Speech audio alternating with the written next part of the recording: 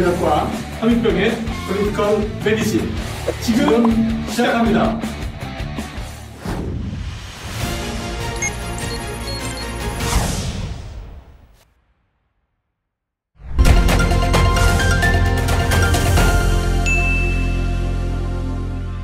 개혁신당 대표 이준석 대표를 모시고 2부를 시작하겠습니다. 네.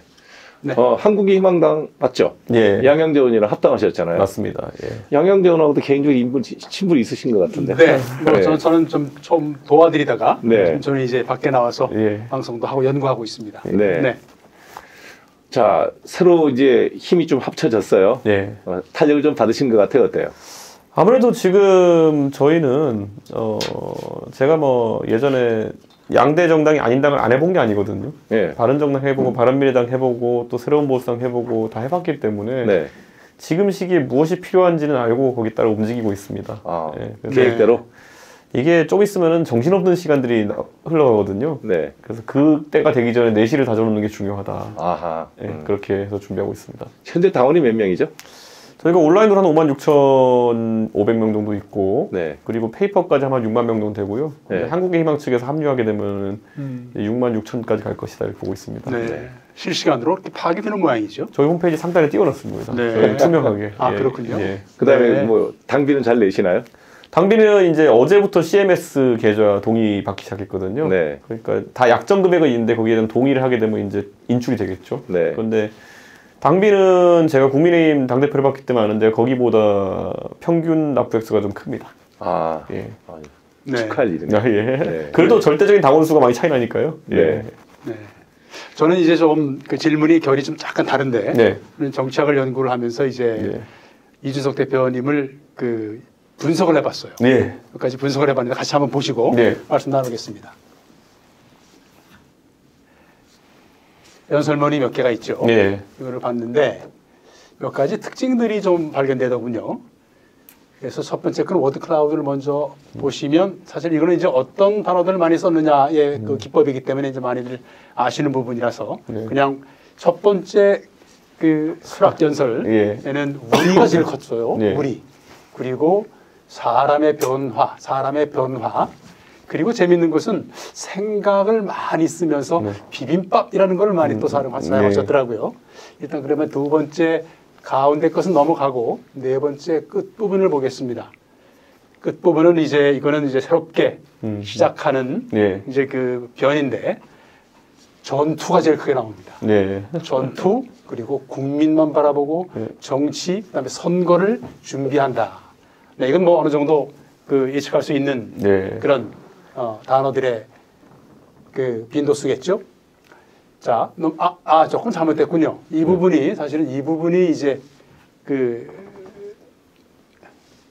잠깐만요. 네, 이 부분입니다. 이 부분이 이제 상도동 미래 이야기 정치 그리고 사람을 많이 쓰시더군요. 예. 사람. 물론 대한민국 예. 대한민국의 변화 상계동에서 발표하신 그런 내용이 담겨져 있습니다.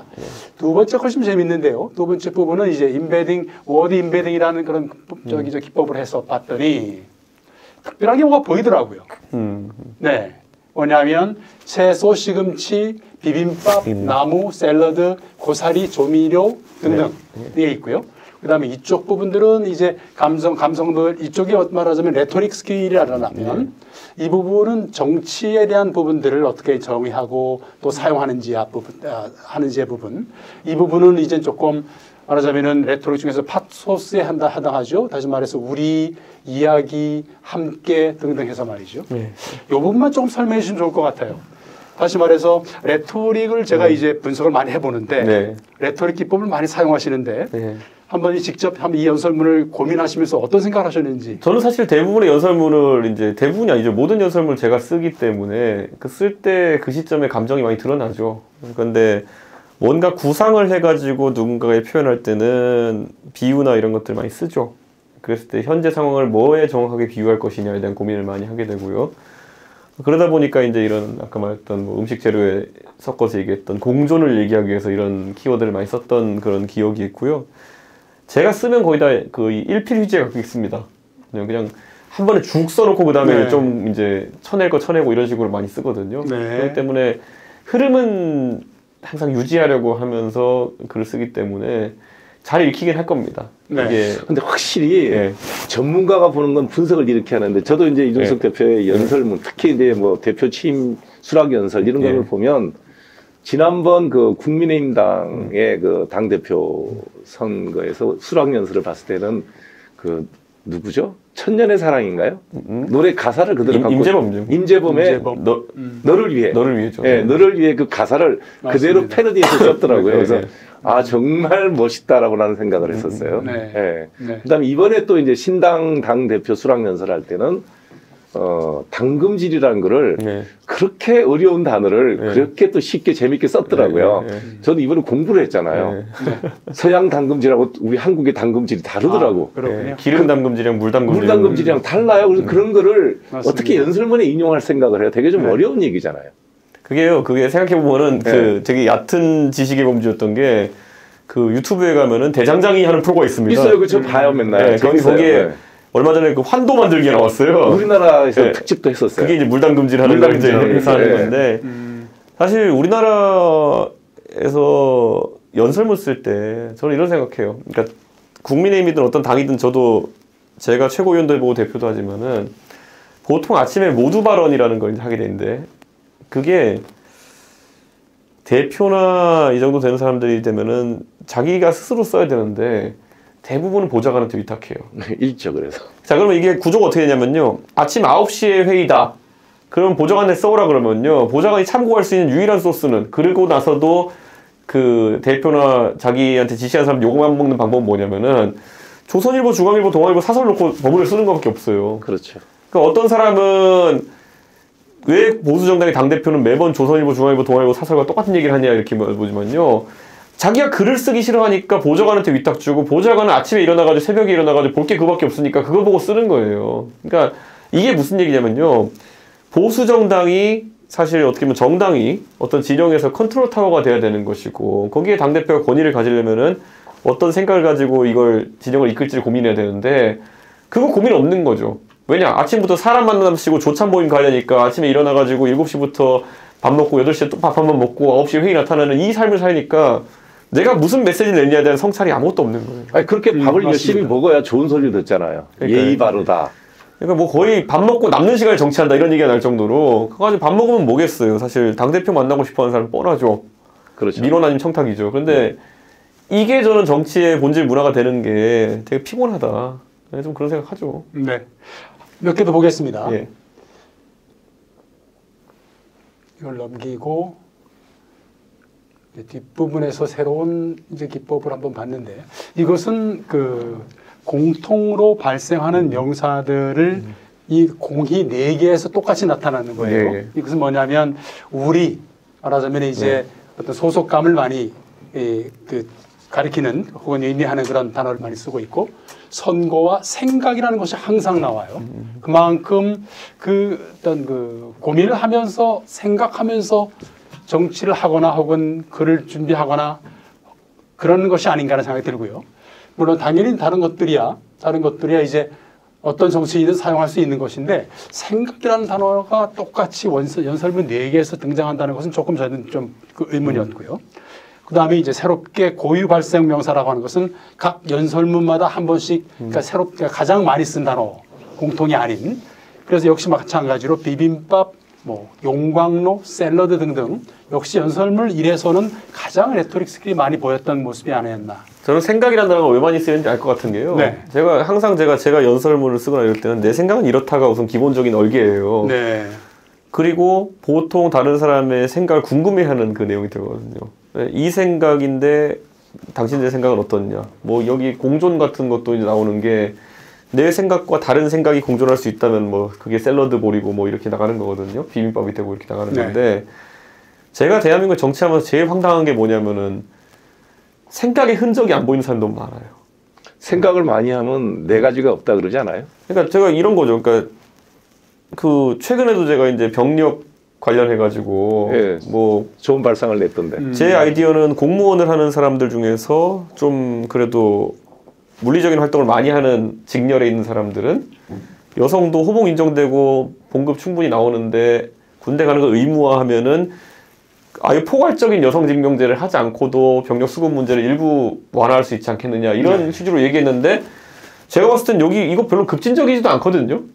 근데 저는 더 급진적인 반론을 7년 전에도 했죠. 그러니까요. 근데 뭐 여자 군대 보내자 이런 것도 아니고 공무원 돼가지고 거기다 정년까지 늘어난다 치면은 제 생각에 충분히 해볼 만한 거다 생각하는데 상대는 여기에 나오는 게 뭐냐면은 갈라치기 이런 거 나오잖아요. 근데 이게 이제 갈라치기라는 말 너무 많이 쓰다 보니까 갈라치기, 싸가지 이런 게 전부 다 그냥 반개혁의 상징 언어처럼 되어가고 있어요. 그렇죠. 이제 뭔가 그냥 반대할 때 내용 없으면 싸가지, 내용 없으면은 뭐 갈라치기, 뭐 이렇게 가는 혐오 이런 거 가는 거 돼 있는데 저는 계속 그 생각을 해요. 그러니까 그 상황에서 저는 계속 상대한테 물어보는 게 뭐냐면은 그러면은 병역 자원 수급이 지금 불안정하다는 얘기 계속 나오는데 거기에 대한 윤석열 정부의 답변은 120kg 되는 사람들도 이제 군대에 보내겠다. 고도 비만자들도. 그게 이제 지금 병무청에서 왜냐? 대통령이 생각이 없으니까 실무진인 병무청은 난리가 난 거예요. 당장 내년부터 병무 공백인데 어떻게 할 거냐? 그랬더니만 작년 말에 급하게 발표한 게 뭐냐면은 174cm에 121.2kg까지 증병하겠다예요. 그러니까 이제 그런 것도 보면 사실은 저 같은 경우는 병력 문제 같은 경우에는 여자도 당연히 가는 게 맞다라고 생각하는 사람이라서 7년 전에 그 얘기를 했다가 저는 모든 방송에서 잘렸어요. 그런 적 있습니까? 그럼요. 저도 굉장히 문제적인 사람이에요. 그래서 이번에 이제 이준석 대표가 신당을 출범할 때 당대표 연설에서 분명히 얘기하셨죠. 여성 징병제는 아직 나는 반대다. 그다음에 같이 해결 했던 여성의 유호정 의원이었나요? 유호정 의원이 여성 징병제를 먼저 꺼냈더라고요. 맞습니다. 그래서 거기에 대해서 정진적으로 생각한다고 이어서 나온 얘기가 최소한 경찰, 소방관에 종사하겠다는 여성들이라면 병력은 필요하는 게 좋겠다라는 이제 타협안인 것 같아요. 그 정도도 못 받아들인다 그러면 아니 저는 그거 앞으로 갈 수가 없지 않아요? 그거에 대한 논리적인 반박을 기대하고 저는 했던 건데 논리가 없으니까 무조건 그럴 때는 이제 갈라치기다 이렇게 하는데 제 입장에서 뭐냐면은 그럼 큰 틀에서 이런 거잖아요. 그게 갈라치기면은 애초에 더 큰 갈라치기는 병역에서 한쪽 성별이 하고 있는 상황이 더 갈라치기인데 근데 그걸 우리는 이제 오랫동안 용이 됐던 갈라치기라 놓고 그럼 여성도 병역을 일부 부담하게 하자가 갈라치기라고 주장하는 거는 굉장히 예를 들어 이게 우리가 한국 사회 맥락을 아는 사람이면은 그냥 그러려니 하겠지만은 진짜 예를 들어 외국인 대학원생이 와가지고 한국에서 이 논쟁을 본다 그러면은 저 사람들 뭔 소리 하는 거야 이런 생각이 들 거거든요. 아니면 이스라엘 사람을 데리고 와가지고 이 얘기를 한다 그러면은 황당할 거 아닙니까? 그러니까 좀 저는 이 상대적으로 적용되는 이 갈라치기라는 용어가 이제는 국민들이 조금씩 파악해가는 것 같다. 뭐냐면 개혁이든지 아니면 새로운 정책이 나올 때 갈라치기 아닌 게 어디 있습니까? 노인에게 돈을 더 주기로 하면은 세대 갈라치기가 되는 거, 노인에게 덜 주기로도 세대 갈라치기가 된다 그러면은 앞으로 그런 정책은 아무도 할 수 없고 무조건 보편적 복지, 보편적 뭐만 해야 된다는 건데 저는 글쎄요 이거를 이제 계속 정치권이 끌고 더 여기서 저는 더 오히려 비겁한 건 뭐냐면은 제가 지하철 무임승차에 대한 관점을 낸 게 벌써 일주일 넘어갔고 이번에 이게 그 병역 관련해서 얘기한 게 벌써 이틀이 넘어가는데 양대 정당은 쥐 죽은 듯이 고요합니다. 말하면 손해니까 말을 안 하죠. 그러니까 진보당이니 이런 데서는 아니면 참여연대니 이런 데서는 그래도 뭐 반대 의견 내고 저는 그걸 읽어요 전부 다. 어떤 논리를 갖고 얘기하는지.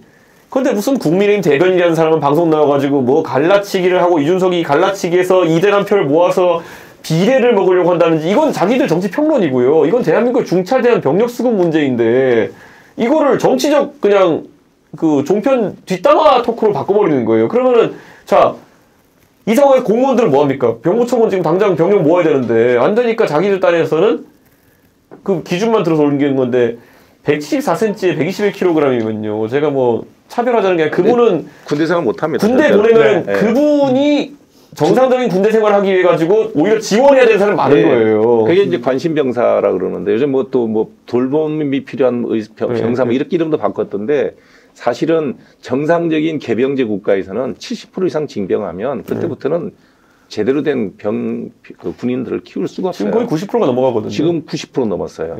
자, 논쟁에서 잠깐 한번 말 한번 빼고요. 빼고 저는 이제 스웨덴에서 강의실에서 또 이제 학생들을 이제 함께 강의실에서 혹은 세미나실에서 토론에 대한 방법이나 혹은 그다음에 토론할 때 논거를 중심으로 해서 논제를 내놓고 설득하는 어떤 그런 기법들을 많이 사용하고 또 사용하면서 이제 배우고 학생들과 같이 논의하고 있는데 한국 정치인들의 말을 자세히 들여다보면서 네. 수사학과 그다음에 연설하는 방법이랄지 그다음에 주장하는 논거랄지 하는 걸 들여다보면 근거가 없는 내용 가지고 주장하는 경우가 많아요. 뭐 그렇죠. 그러면서 상대방 공격의 포인트를 맞추고 있는데 이걸 한번 보시겠습니다. 그 제가 이제 분석한 마지막 부분인데 먹통이 됐군요. 가끔씩이래요. 이건 지금 안 되고 있어서 제가 이제 분석한 내용이 이렇습니다. 분석한 내용은 이거 한번 정리해 놓고 할까요? 네. 녹화니까. 네.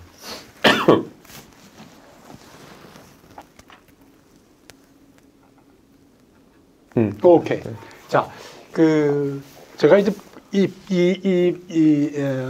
자료는 이제 히스토그램으로 해가지고 부정적인 단어와 긍정적인 단어 그리고 중립적 단어를 어떻게 이렇게 분산시켜서 사용하고 있나를 봤더니 몇 가지 한 가지 특징이 보이는데 예를 들어서 첫 번째 이제 수락연설 당대표 수락연설에서는 중립적 위치에 약간 오른쪽에 긍정형을 많이 썼습니다.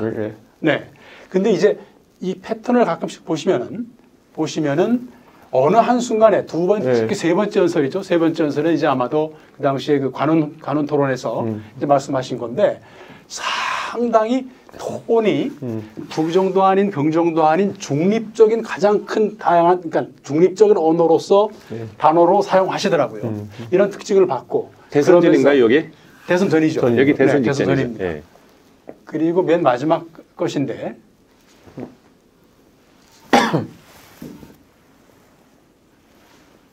말을 안 들어요. 도정 불가. 아하.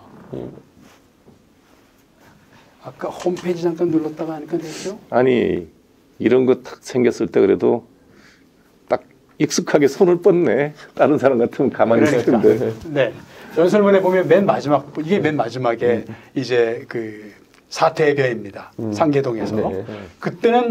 그때 다시 이제 중립적이면서도 그래도 감성을 나타내는 그런 단어들이 빈도수가 높아집니다. 물론 중립적이지만 역시 구분을 보면 오른쪽 긍정의 힘과 그러면서도 약간 긍정의 힘과 그 다음에 중립적인 그 단어를 사용할 때 다양하게 그러니까 빈도수가 높아진다는 얘기는 그걸 강조하고 있다는 얘기죠. 그래서 이 흐름을 보실 때 긍정과 부정을 적절하게 구사하시지만 어떨 때는 톤 다운 한다 그러죠. 어떤 특별한 주장보다는 중립적 입장에서 그 많은 사람들을 이제 이끄는 입장에서는 다양한 입장을 가지고 계실 텐데 연설문을 작성하거나 혹은 많은 분들께 토론하고 그리고 주장할 때 어떤 식의 단어 선택과 그리고 아까 이제 생각이라는 단어를 말씀하셨는데 한 가지 지적해 드리고 싶은 것은 사실은 생각이라는 단어 속에서 저희들은 이제 한번 고민해 봐야 할 것이 한국 정치에는 상상하게 하는 단어들 사용하지 않습니다. 너무 현실적인 혹은 공격적인 그런 단어들 많이 사용해서 레토릭은 결국은 상상하게 하고 비유를 통해서 그 속에 들어가 가지고 한 번 더 한국 정치의 어떤 그런 다양한 문제점들을 다른 단어로 좀 희석된 혹은 좋은 표현으로 표현해 주는 것이 레토릭이라고 보는데 그런 것이 없다고 저는 보거든요. 이 두 가지를 제가 질문을 드렸는데 어떻게 보시는지요? 단어를 사용하실 때 생각하면서 저는 이렇게 생각해요. 구성하시는지요? 저는 그 글을 쓴다는 것은 어쩌면은 상대방의 그러니까 제가 하고 싶은 말 하는 것도 있지만은 상대방의 의식을 이 흐름을 따라가게 만들어야 되는 게 있거든요. 근데 그게 굉장히 중요해요. 그러니까 제가 오바마가 이제 2004년도에 신출내기 정치인을 데뷔했을 때 그때 연설문을 2004년도에 제가 미국에 있었는데 그때 마치 보스턴에서 전당대회했기 때문에 대학에서 제가 느꼈던 게 영어는 영어인데 이게 굉장히 구성이 특이한 영어다라는 생각을 많이 했었어요. 왜냐면은 오바마는 굉장히 엘리트 교육을 받은 사람이지만은 의식의 흐름이 지금까지 연설문들과는 굉장히 달랐어요. 그게 뭐냐면은 어떻게 보면 도치법 비슷한 게 많이 쓰였죠. 그래가지고 가장 첫 번째 제가 그걸 쭉 들으면서 이제 인상 깊었던 표현은 보통 흑인 정치인들이 나오면요, 나는 불쌍해요를 얘기 많이 하거든요. 그렇지. 나는 불쌍해요. 나는 어려운 환경에서 개천용이 됐어요. 많이 얘기하거든요. 근데 그걸 표현할 때 그렇게 오바마가 안 하더라고요. 예. 관대하고 자유로운 미국에서는 버락이라는 내 아프리카식 이름이 성공의 장애물이 되지 않을 것임을 확신합니다. 예. 그래서 우리 아버지는 케냐에서 그 공부하러 와가지고 나에게 버락이라는 아프리카 이름을 지어줬다라고 하는 게 들을 때는 사람들이 무슨 내용인지 몰라요. 쫙 딱 듣는 순간에는. 그런데 딱 그 영상을 보면 1, 2, 3초 뒤에 사람들이 일어나서 박수를 쳐요. 저는 게 사람들이 완전히 거기에 몰입돼가지고 이게 무슨 뜻인지를 생각해봤다는 거거든요. 그냥 만약에 단순하게 저는 아프리카 출신 아버지 밑에서 불쌍하게 자라서 여기까지 왔습니다. 그러면 그래 하고 넘어갔을 거예요. 근데 그 의식의 흐름을 한번 휘저은 게 되게 크다 이런 생각이 드는 거거든요. 저는 그런 게 제 쓸 때 레토릭이 많이 들어가요. 네. 네.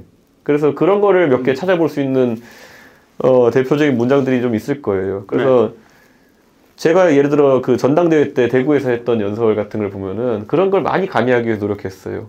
그러니까 나는 박근혜 대통령 영입한 인사지만은 나는 탄핵은 정당했다. 그리고 박근혜 대통령에 대해서 내가 만약에 고마워한다면 나중에 내가 성공해가지고 당대표 잘해가지고 성공해서 박근혜 대통령이 정치하면서 가장 잘했던 것이 이준석이를 뽑은 것이라는 것을 보여주겠다. 이 말은 뒤집어 말하면 제가 대구에 있는 사람들한테 하고 싶었던 게 뭐냐면요. 당신들이 그렇게 박근혜 잘 되길 바라면은 이준석이 뽑아라. 박근혜 대통령에게 명예를 회복시켜줄 수 있는 사람 나밖에 없다 이거예요. 예. 저 사람이 지금 감옥도 가 계시고 그 당시에는 감옥도 가 계시고 저분이 불명예도 겪으셨지만은 저분이 만약에 나중에 명예 회복하려 그러면은 제가 당대표 잘해가지고 제가 밖에 나가가지고 제가 박근혜 대통령이 저를 뽑아주신 거에 너무 감사하다.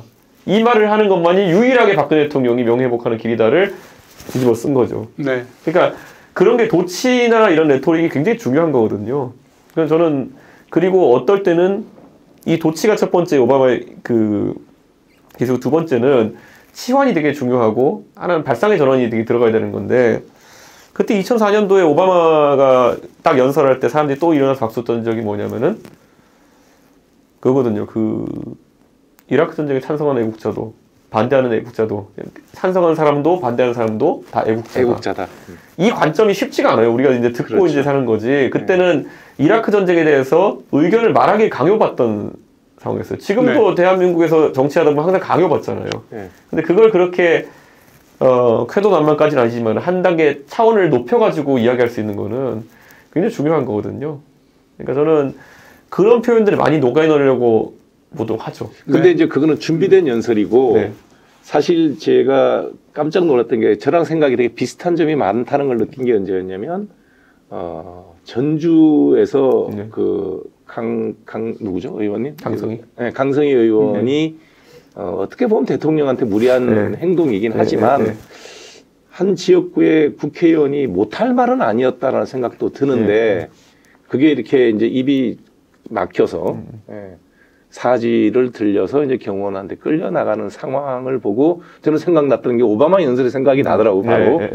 그래서 오바마 연설이 그때 언제였냐면 아마 그 한국계 미국, 한국계 미국인인데 이민자 불법 이민자 부모들을 다 이렇게 강제 추방을 당해서 이제 생이별을 한 상태에서 그 모임에 가서 연설을 하는데 그 이제 한 친구가 뒤에서 계속 이제 대통령 연설을 막아놓고 자기 얘기를 하는 거예요. 빨리 대통령 직권으로 다 우리 가족 만나게 해달라. 근데 그거를 오바마 대통령이 차근차근 설명을 하더라고요. 저는 이런 게 있어요. 동시에 올렸죠, 블로그에. 근데 한국에서 정치 컨설턴트들이 미치는 영향이 되게 커요. 그러니까 한국에서 정치를 체계적으로 보지 않은 사람들은 주변에 무수한 정치 컨설턴트들이 와가지고 이거 하십시오, 저거 하십시오 하는데 딴에는 괜찮다고 이제 그걸 받아들여가지고 한국 정치 소화하려고 하는데 가장 안타까운 건 뭐냐면은 본인들이 고민해서 만들어낸 게 아니기 때문에 소화를 못해요. 그러니까 예를 들어 예전에 제가 비하하려고 하는 건 아니고 문재인 대통령 퇴임 연설 하실 때 그때 퇴임하시면서 지지자들한테 인사하실 때 다시 도전할까요? 이런 거 했잖아요. 보면. 근데 이게 정확히 오바마가 가가지고 하는 그러면 지지자들이 4 more years라고 외치는 그거거든요. 그렇죠. 그 연설에서 아마 모티브를 좀 땄을 거라고 생각하는데 문재인 대통령이 즉흥적으로 했을 수도 있겠지만 저는 그게 연상이 되더라고요.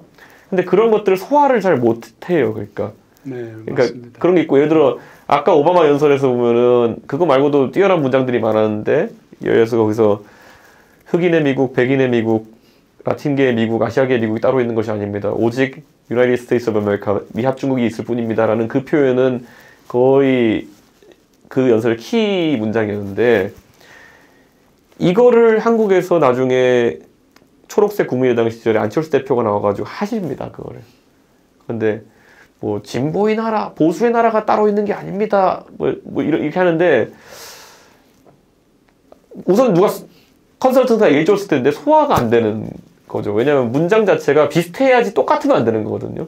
근데 그런 게 너무 많아요, 한국에는. 맞습니다. 그래서 예를 들어 제가 항상 뭐냐면 저는 문재인 대통령에게 컨설턴트가 붙어있다고 확신했던 게 뭐냐면 사람이 먼저다거든요. 되게 시적이고 멋있는 표현이긴 하지만은 클린턴 슬로건이거든요. Putting people first거든요. 근데 전 이걸 알고 이걸 보니까 소화가 안 되는데 이런 약간 느낌이 그래도 뭐 그 정도라도 하면 흉내가 되니까 다행인데 네. 이제 문제는 뭐냐면 그런 사람들이 훨씬 더 많은 표를 얻고 있단 말이죠. 그러니까 저는 이런 거예요. 그러니까 그분들이 표를 얻는 건 둘째치고 정치에 약간 멋짐이 들어가야 되는 그런 약간 상황인데 멋지게 정치를 한다 하더라도 3번이나 계속 떨어지고 있는데 그러니까 기술이 너무 많이 지금 한국 정치에 그러니까 기술을 부리는 사람이 되고 기술을 안 부리고 원론을 얘기하면 네. 계속 떨어지잖아요. 노무현 정신이죠. 그런데 네. 노무현 대통령도 3번은 안 떨어진 것 같은데 어떻게 하실 거예요? 저는 이렇게 생각해요. 사실 제가 정치를 하기에 좋은 스펙을 가지고 있느냐. 누구는 하버드라서 좋다고 하지만은 하버드 나온 거 맞아요, 근데? 엄청나게 의혹 제기하는 사람들이 쫓아다니고 있습니다. 네. 예, 근데 이런 게 있는 것 같아요.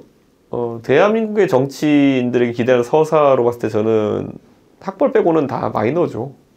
그러니까 뭐냐면 뭐 학벌 플러스 뭐 저희 아버지 어머니 집안이 TK 출신이라는 거 빼놓고는 다 마이너에 해당하는 게 하버드가 좋은 학벌이지만은 한국에서 마이너스. 학연이 없어요. 학연이 없어요. 예. 그리고 서울 상계동 출신이니까 뭐 지연이 없어요. 제가 이 뒤집어 말하면 제가 만약에 어디 지역 출신이면은 국회의원이 더 쉬웠을 겁니다. 그렇죠. 뭐 대구에서 자랐거나 그러니까요. 그런 것도 쉬웠죠. 있고. 근데 이런 상황 속에서 이제 직업마저도 원래 이공계 출신이다 보니까 저는 병역도 이제 산업기능요원으로 했고. 아니 좀 그건 갔다 온 건 맞아요. 그것도 또 누가 의혹을 제기를 많이 하던데. 그러니까 이게 되게 웃긴 게 뭐냐면은 이번에도 제가 병역 관련 얘기하니까 너는 군대 갔다 왔냐 뭐 이런 얘기하는데 저는 애초에 그러니까 정치할 생각이 없으니까 병특을 했죠. 그리고 병특은 원래 저같이 과학고 나오고 IT 쪽에 일하는 사람들은 다 해요. 그러니까. 네, 맞아요. 그러니까 제가 무슨 이제 여기에 이제 음모론이 껴가지고 무슨 유승민 의원이 병특을 시켜줬다니 뭐 이런 얘기부터 시작해서 별 얘기 다 하는데 그러니까 만물 유승민론이거든요, 거의. 근데 말도 안 되는 소리고. 그런 유승민은 오늘 안 도와주시던데 이번에 그러니까. 그러니까 전에 이제 말씀 들어보니까 네. 사실은 뭐 우리가 알고 있는 많은 정치인들, 세계적 정치인들도 네. 결국은 마이너였거든요. 네.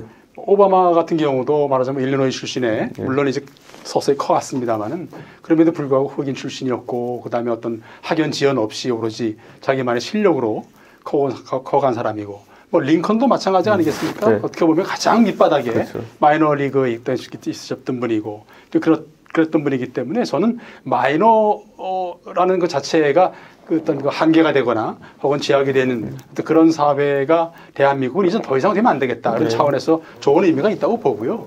네, 또 한 가지가 제가 이제 정리를 해드리고 싶은 것은 한국 정치에서 되게 보면 좀 공격적이고 또 아주 자극적인 그런 단어들을 많이 씁니다. 근데 제가 이제 제 분석을 보니까 어떤 특정적 단어를 공격적으로 사용하지는 않는 것 같이 보여서 상당히 긍정적으로 봤고 또 그러면서도 긍정의 메시지를 많이 담으려고 하는 그런 단어들을 보면서 앞으로 정치의 변화들이 아마도 이런 방식으로 나간다면 서서히 변하지 않을까 이런 생각을 합니다. 저는 이렇게 생각해요. 예를 들어 지금의 제 서사에 있어가지고 저에게 들어오는 공격들은 굉장히 장기간에 걸쳐가지고 물리쳤을 때 오히려 효과가 크다 봐요. 왜냐면 이런 게 있어요.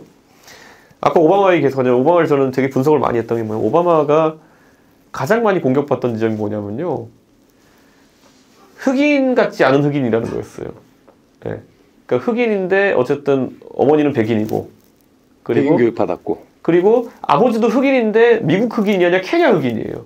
그러다 보니까 흑인으로서의 정체성인데 거기다 또 중간 미들네임은 후세인이에요. 그렇죠. 이것 때문에 공격을 받고 많이 했었는데 오바마가 그걸 또 연설문에서 이렇게 날려버려요. 보면은 만약에 당신들이 교양인이라면은 흑인 아이가 책을 들었다고 해서 책을 들고 학교에 간다고 해가지고 백인이 되려는 척하는 아이라고 비난해서는 안 되는 거 아니냐.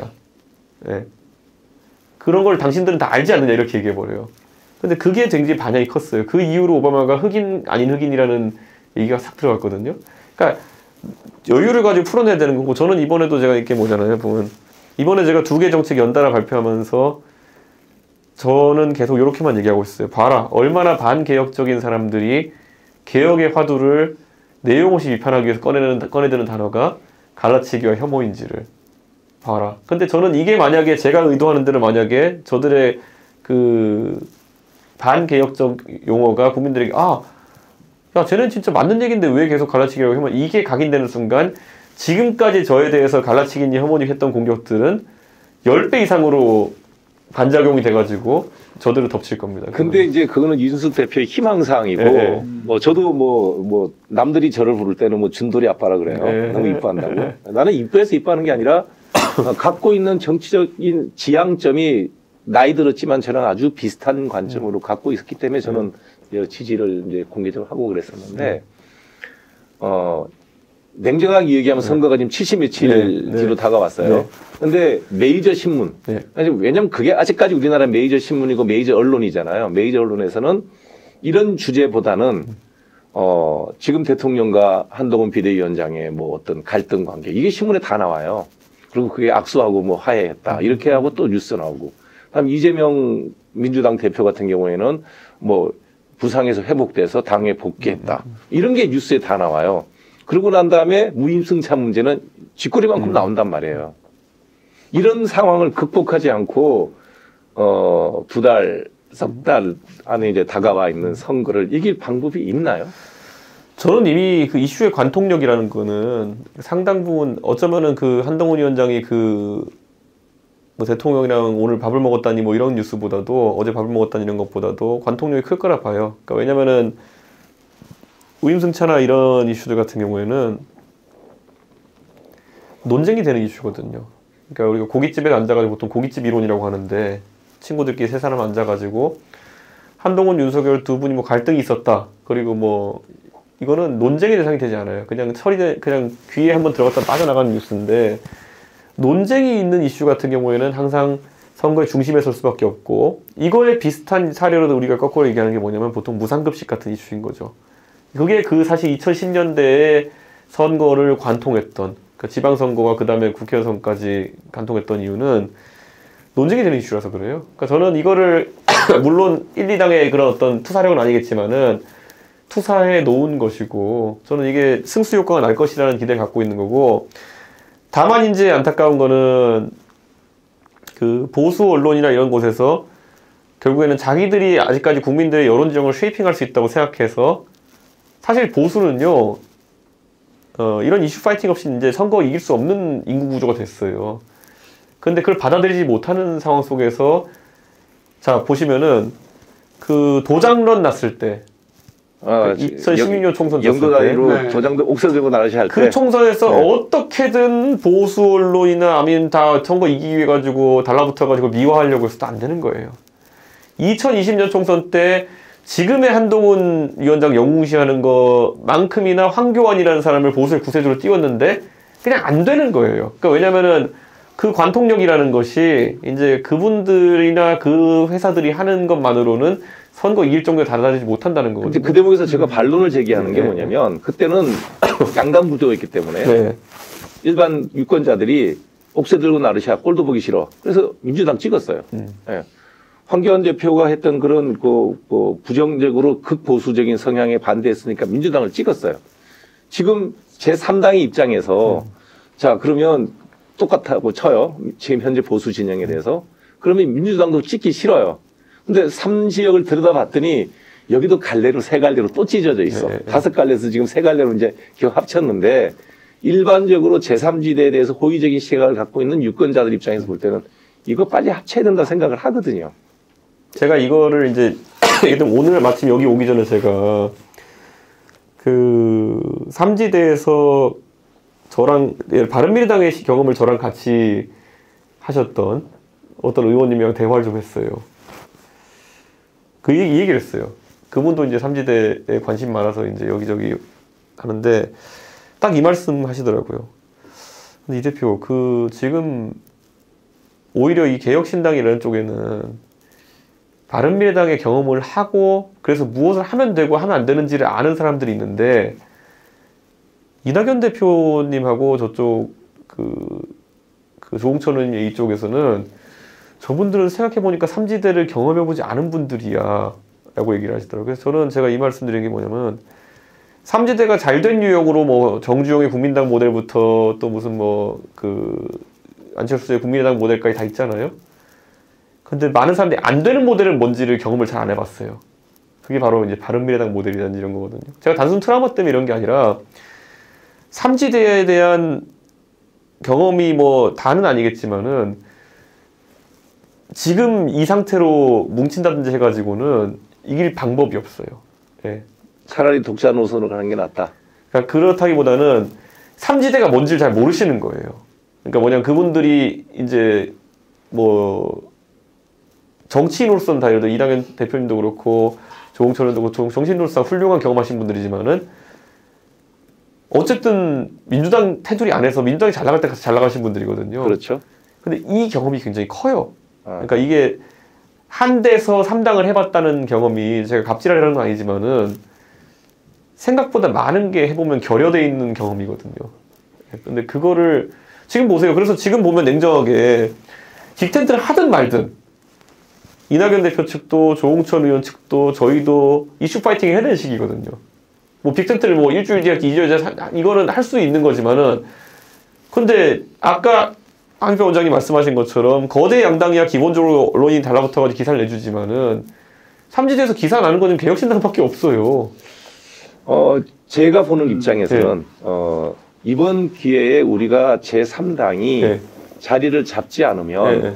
이 양당 서로를 혐오하고 서로를 악마시하고 서로를 마녀로 만들고 네. 이런 식의 양극단의 정치를 불식시킬 수 있는 방법은 네. 없다고 보는데 만일에 지금 3당에 또 성향은 달라요. 예, 이낙연 전 총리라든지 조홍천 의원 다 민주계죠. 그다음에 여기 개혁신당 쪽은 보면 뿌리는 어찌됐든 국민의힘에 뒀던 사람들이고 그렇다고 치면 이 당이 따로따로 분리된 상황에서 선거를 총선을 치른다면 제3당이 자리를 잡을 수 있을 것이냐. 근데 우리 같은 사람들의 유권, 우리는 당은 잘 몰라요. 근데 이런 거잖아요. 예를 들어서 옛날에 공산당과 국민당이 이렇게 결국에는 서로 누가 중국의 헤게모니 잡을 거나 경쟁할 때 공산당이 결국 농민들에게 접근한 방식이라고 하는 거는 처음엔 그게 하나의 방식이었지만은 그게 효용성을 입증하기 시작하면서 기하급수로 늘어나게 되는 거거든요. 제가 이 말씀 드리는 건 뭐냐면은 근데 국민당은 처음에 그 세팅 자체가 부정부패와 그리고 약간 비효율적인 방식으로 정립되니까 병력과 무기를 아무리 갖다 붙여도 오합지졸이 되는 상황이 발생하거든요. 저는 이걸 지적하고 싶은 게 개혁신당을 보시면 이런 게 있어요. 이제 저랑 좀 그래도 예를 들어 지금 천하용인팀 같은 경우는 지난번에 저랑 전당대회 때부터 호흡을 맞췄고 다 이제 이 당의 방식이라는 게 어떻게 되는지 알아요. 그러다 보니까 그저께 뭐 천하용인의 멤버들이나 아니면 또 구영모 후보나 이런 사람들은 우리 현수막 뽑았다. 이제 붙여야 된다 그러면은 다 전봇대 올라가요. 예. 근데 그게 약간 제3당의 문화가 돼야지만 이걸 할 수 있는 거거든요. 제가 단점을 말씀드릴게요. 지금 상황에서요. 이건 그냥 제 우려인데 대부분의 양당에서 정치적으로 훈련이 많이 되신 분들 같은 경우에는 그리고 좀 나이가 있으신 분들 같은 경우에는 결정적인 순간에 들어누우세요. 헝그리 정신이 없구나. 그 들어온다는 게 뭐냐면은 이견이 생겨요. 그러면 자취를 감추십니다. 이게 그분들한테는 덕목으로 자리 잡힌 거예요. 예. 싸움이 있었다.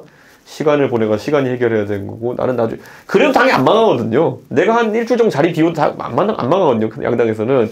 삼지대는 이게 치명적인 거예요. 그래서 바른미래당 보세요. 얼마나 황당하냐면 유승민과 안철수가 만나가지고 서로 전화를 안 받아요. 그렇게 3개월 시간 보내고 그냥 끝입니다. 아, 그런 식의 당은 안 만나겠다는 거죠. 그러니까 그게 뭐냐면요. 그러니까 뭔가 방식이 정립되지 않은 상황에서 우선 합치고 보자 이렇게 하잖아요. 그럼 분명히 이견은 생길 것이고. 이견 당연히 있죠. 공천이든 뭐 생기잖아요. 그러면은 보통 들어눕기로 선택합니다. 아하. 그러니까 들어누워요. 그냥 그 다음에 보면은 들어누워서 가는 그 다음 단계가 뭐냐면은 네가 어리니까 네가 양보해야지 이렇게 가요. 그렇죠. 근데 이거를 근데 보통 있잖아요. 보면은 또 괜찮은 내용을 갖고 그냥 뭐 A냐 B냐 중에 선택하는 문제는 괜찮은데 뭐냐면요. 명시적으로 틀린 걸 갖고 들어눕는 사람 많아요. 근데 제가 이걸 계속 얘기하는 게 뭐냐면요. 김종인 위원장을 제가 좋아하는 거는 그분은 주장이 강하시기도 하지만은 그렇죠. 그분은 마음에 안 들고 내가 여기서 내 뜻을 관철시키는 생각 없으면 때려치세요. 그렇죠. 그만두시죠. 네, 때려치는 게 차이 났지. 근데 대부분의 경우에 지금까지 제가 봤을 때는 그 완고한 또 나름의 정치적 경험이 풍부하신 분은 들어누워요. 그러니까 자해 공간이죠. 서로 이제 보면 내가 들어누우면 네가 내 말 안 듣고 배기했어로 가거든요. 근데 이건 제3당이 할 수 있는 전략이 아니에요. 이거는 근데 뭐 1당이나 고정 지지표가 있는 데서는 가능하다. 1당은 예를 들어 누가 들어누워도요. 나머지 실무자들이 꾸역꾸역 하면서 준비하고 들어놓은 거 풀리면 해결돼요. 이거는 3당 같은 데서 들어놓으면 끝이에요. 그냥. 그런데 이거를 바른미래당이 끝장까지 들어놓았어요. 모든 사람이. 아하. 유승민 의원과 안철수 의원 서로 대화 안 하죠. 근데 손학규 대표는 왔는데 안철수 의원은 해외 나가버렸죠. 전부 다 그냥 들어놓아버려요. 나는 그러니까 어떤 식이 작동하냐면요. 바른미래당의 트로이카는 셋이에요. 예를 들어 안철수, 유승민, 손학규다. 네. 그 와중에서 지방선거 앞두고 절체절명이고 그 다음에 다음에 총선 어떻게 준비해야 되냐 이런 거 순간에서 항상 어떤 식으로 결론 나냐면은 셋이 있으면요. 두 놈이 싸우면 한 놈은 피해가 있다가 피한 놈이 이긴다 이런 식으로 가요. 정말 정치만 하지 문제를 풀 생각을 안 하는 거네요. 셋이 있으면요. 빅텐트 하는 거 들은 거예요. 셋, 넷이 있잖아요. 그러면은 누가 앞서 달리면 나머지가 뭉쳐서 여기 견제하고 이런 식이에요. 그러니까 이게 제가 이걸 구조적으로 제가 말씀드린 게 뭐냐면 지금까지 3당 중에 빅텐트가 성공한 케이스는 없어요. 정주영의 국민당 그거 돈부터 조직까지 다 정주영이 만든 거예요. 네? 그 다음에 뭐 김종필의 자민련 그 처음부터 끝까지 김종필 당이에요. 그 안철수의 국민의당 처음부터 끝까지 안철수 당이에요. 돈도 안철수가 내고 그 모델 외에 어떤 빅텐트 3당이 성공한 적이 있느냐에 대해서 저는 솔직히 말하면 제가 설득력 있는 주장이라도 받았으면 좋겠는데 약간 애매한 게 이런 거예요. 아까 유권자 혼란 이런 것도 있지만은 당장 보세요. 제가 그래서 처음에 비례 관련해서 이런 거예요. 비례 관련해가지고 그냥 원론적인 얘기를 했어요. 당이라는 게 이제 세 가지 방법이 있다. 옛날에 통진당과 민주통합당이 했던 것처럼 선거 연대를 해가지고 지역구를 나눠 나가고 비례도 나눠 나간다. 대신 겹치지 않게 지역구는. 그렇게 했죠. 그게 선거 연대다. 그게 이제 그때 민주당과 민주통합당과 그 통진당의 연대였고 예. 보통 있는 게 합당이다. 예. 합당이 같이 다 내는 거다. 근데 우리는 한 번도 시도해보진 않았지만은 그래도 가끔가다 얘기가 나오는 게 지역구는 기호 혼란 없애기 위해서 같이 내고 비례는 따로 내는 거다. 제가 이 세 가지를 그냥 설명했어요. 합리적이네요. 네, 세 가지가 이런 케이스가 있다. 나는 사실 뭘 할지 모르겠다 했더니만은 그 협력의 대상이 된 상대편에서는 비례 따로 내는 안만 갖고 저한테 난리를 치더라고요. 근데 제 입장에서 뒤집어 생각해보면 그러면 이분들은 머릿속에 비례밖에 가득하구나. 밖에 생각이 안 드는 거죠. 왜냐면 그러니까 그러면 제 입장에서는 그러면 그럼 비례에 그렇게 관심 많으시면은 지지율 표를 보자 그러면은 물론 여론조사와 실제 지지율이 완전 다르겠지만은 뭐 대략 봤을 때 뭐 9대 5대 뭐 1대 0.5 뭐 이런 상황인 것 같은데 이거를 그러면 어떻게 하자는 거냐. 그러니까 그러니까 저는 이런 거 이거 논의에 들어가는 순간 테이블에 앉자고 하는 순간 테이블 밖으로 나가든지 하든지예요. 근데 그렇게 테이블에 앉은 순간부터 안 하면 책임은 저희한테 오는 거예요. 네, 그럴 수 있겠네요. 그러니까 이게 완전히 난장판인 상황이고 제가 그래서 얘기하는 게 뭐냐면은 빅텐트 하시는 것들은 다 좋은데 그러면 개별 약진한 다음에 막판에 모이는 건 또 해볼 수 있다는 생각을 해요. 안 싸우고. 네. 근데 이제 지금 상황에 제가 가장 놀라는 게 뭐냐면은 지금은 모여서 뭘 조율하려고 그런다? 우리가 테이블에 앉는 순간 테이블에 나가긴 어렵고요. 우리가 뭘 하자고 하면은 들어놓을 것이고요. 그러면 시간 한 달만 툭 갑니다. 제가 바른미래 때 너무 많이 경험해가지고 일단 무조건 소수 정예로 앞으로 열심히 뛰어가겠다. 그러니까 그러니까 제가 아까 말했죠. 저는 사실 그분들은 자기들이 말하면서 인식도 못했겠지만은 저는 그 세 가지 안을 던졌을 때 비례 따로 내는 데서 완전히 완강하게 하길래 아니 왜 셋 중에 하나는 세 가지를 열고 있는데 왜 여기에만 반응하시지? 네. 이걸 하면 큰일 난다고 생각하고 있구나. 좀 말랑님 하나 더 물어보죠. 본인은 이번에 비례 안 나갈 거예요? 저는 안 나가겠다고 얘기했어요. 그래도 마지막에 말을 또 바꿀 수 있지 않을까요? 그거는 제가 이래서 한 가지 가능성만 놔둔 게 뭐냐면은 네.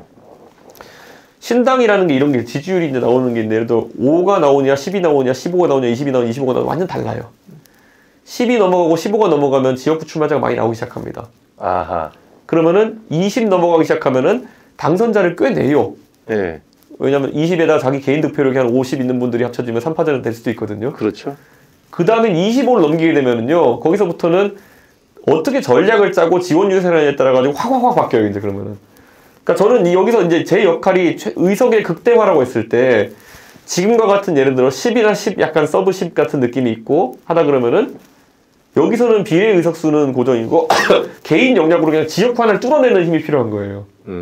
그럴 때는 제가 지역구 출마를 막 해야 되는 것이고, 다만 25, 25 넘어서는 순간부터는 대전략과 그 다음에 하다못해 그러니까 선대위에 앉아서 누가 메시지 내느냐 아니면은 지원 유세를 어떻게 가느냐 이런 거에 따라서 막 하루에도 다 6개씩 의식이 바뀔 수 있는 거예요. 그러면 역할을 재조정해야 될 수도 있겠죠. 그러니까 근데 뒤집어 말하면은 한 25 이상 지지율이 나온 상황 속에서는요.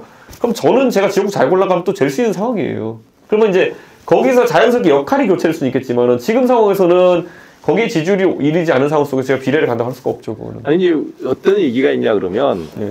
이준석 대표가 단 한 번도 국회에 들어가 보지를 못한 상황에서 원외 대표 생활을 했고 네. 원외에서만 계속 정치를 했기 때문에 이번에는 어떻게 하든지 원내에 들어가서 대개 국회의원들이 보면 이렇게 보신하는 분들이 많은데 반해서 본인이 국회에 들어가게 되면 배지 달고 하는 발언은 영향력이 다르다. 파급 효과가 다르다.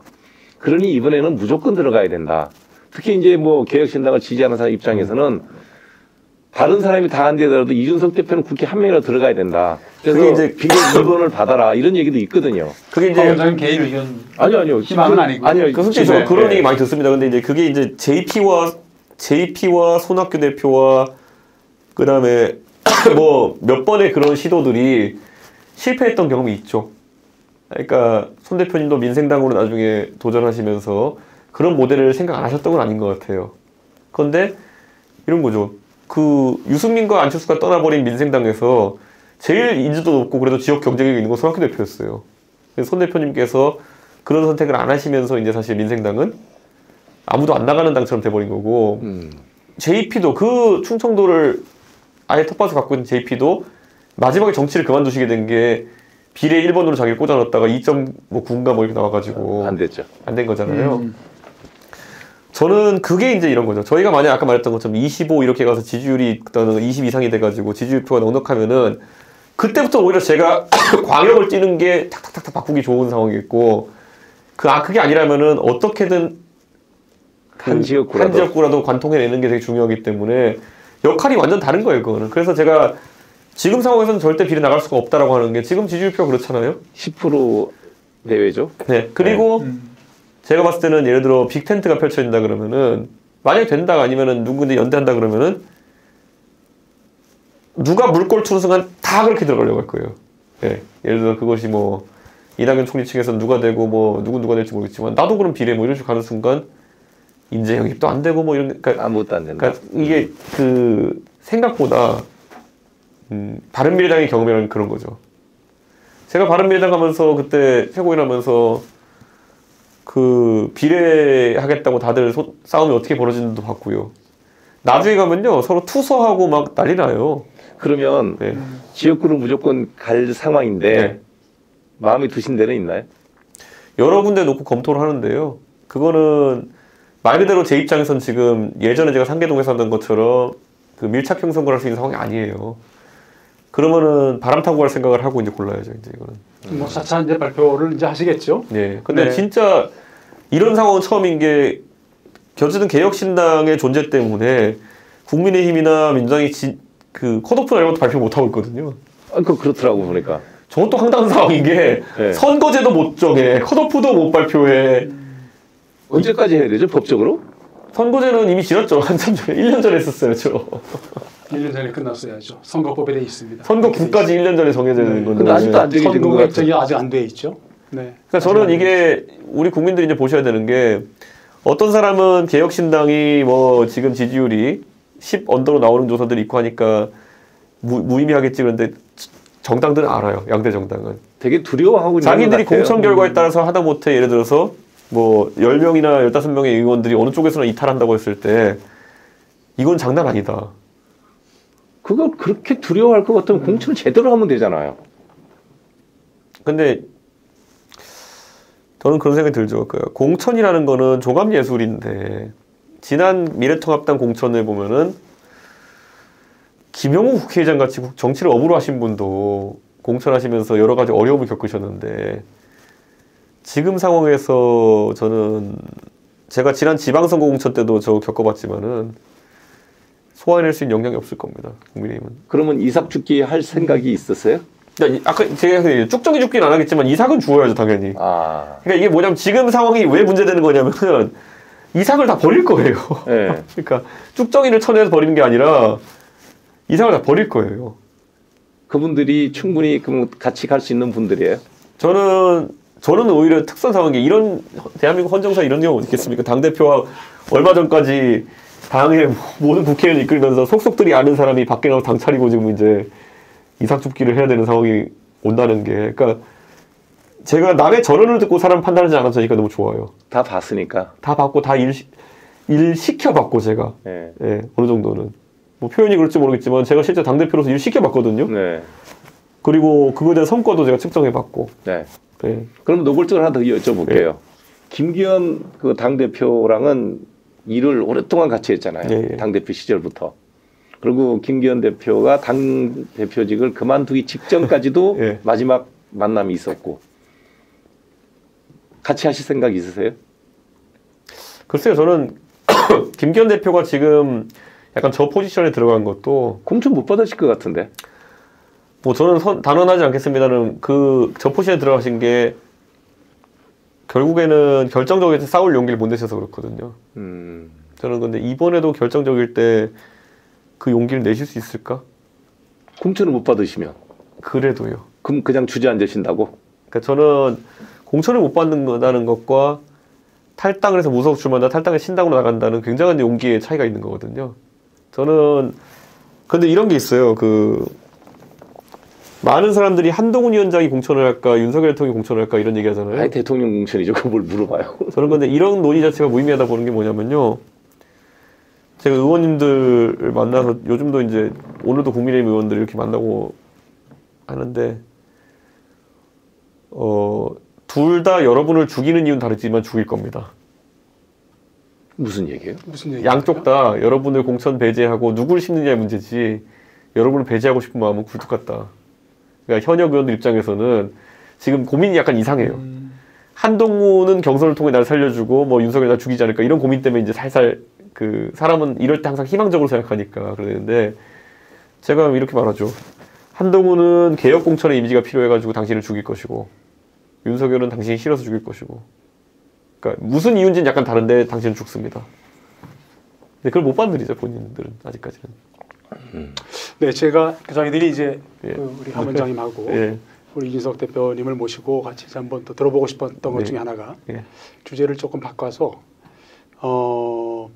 결국은 정치를 왜 하게 됐는지 또 정치를 지금 이제 한 13년 됐습니까? 네. 정치에서 13년째죠 이제. 네, 13년인데 한국 정치에서 정말 내가 지향하는 바 내가 어떤 역할을 갖든 국회의원이 앞으로 이제 진출을 네. 국회의원이 돼서 혹은 그 이후에 이제 다양한 이제 정치적 행보 속에서 내가 정말 한번 이것은 꼭 이뤄보고 싶다. 어제 그저께 얘기 들어봤더니 30년 이후에 예. 내가 어떤 사람으로 기억되느냐 또 어떤 일을 했느냐에 대해서 말씀하셨던데 30년 후에 어떤 대한민국이기를 원하면서 정치를 해보고 싶으십니까?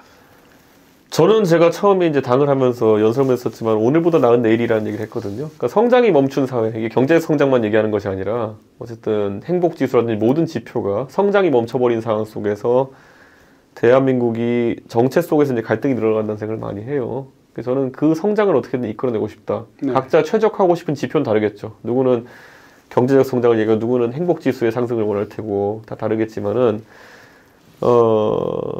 저는 그러기 위해 첫 번째가 결과물을 다 나눌 수는 없거든요. 그러니까 예를 들어 모든 사람이 서울대 가게 만들 수는 없어요. 그렇죠. 그런데 희망은 나눌 수 있거든요. 나도 열심히만 하면 서울대 갈 수 있어.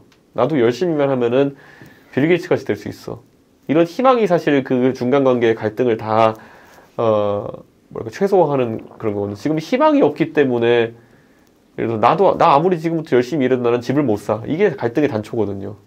그래서 저는 내가 열심히만 일하면은 집을 살 수 있어라고 돼 있으면 열심히 일하지 왜 싸우겠어요? 싸우면 시간 낭비하겠어요? 저는 그 희망의 사다리 자체를 복원하는 게 되게 중요하다. 오바마가 그 얘기를 하죠. 내가 정말 이렇게 흑인으로서 이렇게 해가지고 열심히 살아온 거. 이 스토리가 정말 아메리칸 드림의 현신이다. 예. 그러면서 그런 얘기가 나온 거예요. 내가 아프리카식 이름을 가졌는데 내가 성공할 수 있으면은 미국은 괜찮은 나라다, 생각보다. 뭐 이런 거거든요. 저도 마찬가지예요. 상계동에서 제가 어릴 때 자라가지고 여기까지 와서 여당 대표도 하고 만약에 더 큰 정치를 할 수 있고 이렇게 한다 그러면은 그 정도면 대한민국 정치 공정한 거 아니야? 라는 말을 할 수 있다는 생각이고, 경제적으로도 마찬가지고 누군가가 진짜 열심히 해가지고 그 사다리 타고 올라가가지고 떼돈을 벌 수 있는 그런 사다리가 있다 그러면은 모두가 빌 게이츠가 될 수 없지만 그래도 괜찮은 나라 아니야? 뭐 이런 얘기를 할 수 있는 건데, 저는 그래서 사다리의 복원 또는 사다리가 무너지지 않게 붙잡고 있는 거, 이게 가장 크다고 봐요. 네. 희망이라는 얘기 들으니까 알렉산드로스 생각이 나네요. 네. 알렉산드로스가 이렇게 그 전쟁을 해서 전리품을 많이 얻었을 때 대부분 다 나눠줘 버리잖아요. 장군들하고 부하들 다 나눠주니까 그 따라다녔던 가까운 측근이 아이 왕께서 그렇게 다 나눠주면 당신한테 남는 게 뭐가 있냐 그럴 때 그 알렉산드로가 했던 유명한 얘기죠. 나는 희망이 있다. 네. 희망이라는 게 그러고 보면 뭐 교수님도 그렇고 저희도 그렇고 없는 나라에서 살았잖아요. 근데 다 나름 열심히 하면 잘 될 수 있다는 희망으로 살았는데 요즘 젊은 사람들한테는 그런 희망을 주는 어떤 리더가 없다는 생각이 좀 그러니까 저는 이렇게 생각해요. 그러니까 저희 아버지가 이제 57 빠른 58년생인데 그러면 그 소위 58년생 정도 나이 되는 분들이 경험한 대한민국은 무엇이냐. 저희 가족의 이제 일생을 보고 저희 아버지 주변의 분들도 봐도 저희 집은 그래도 아버지가 뭐 직장 생활 하시면 부족함 없이 자랐지만은 60대 중반을 들어가면서 처음으로 이 세대가 어제보다 오늘이 나았다. 오늘이 어제보다 못하다라는 생각을 하는 세대인 것 같아요. 그 시기인 것 같아요. 살아오면서 60평생 살아오면서 단 한 번도 내가 성장이 멈춘 적이 없었는데 67 이렇게 6, 7 넘어가면서 이제 꺾이기 시작한다는 느끼는 것 같아요.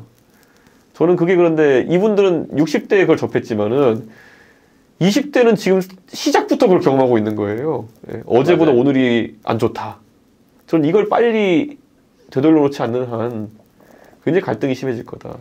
KYD 자주 오셔야 될 것 같아요. 우리 그때 KYD 그거 할 때 그 누구였죠? 어느 은행장님이셨나? 한 분이 제일은행?